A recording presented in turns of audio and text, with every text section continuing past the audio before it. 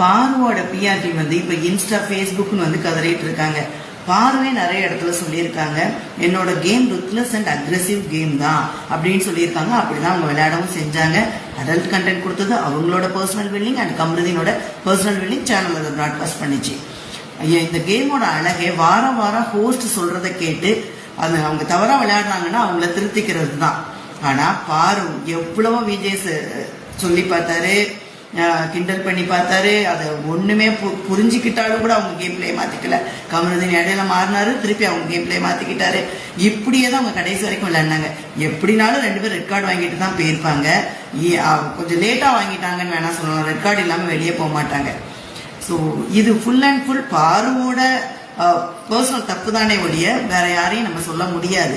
அதுக்கு எதுக்கு வந்து முதல்ல சேனல்ல சொன்னாங்க, முதல் 2 நாள் சேனல் அண்ட் விஜே சரியில்லை அப்படின்னு சொல்லிட்டு சொன்னாங்க. இப்போ வந்து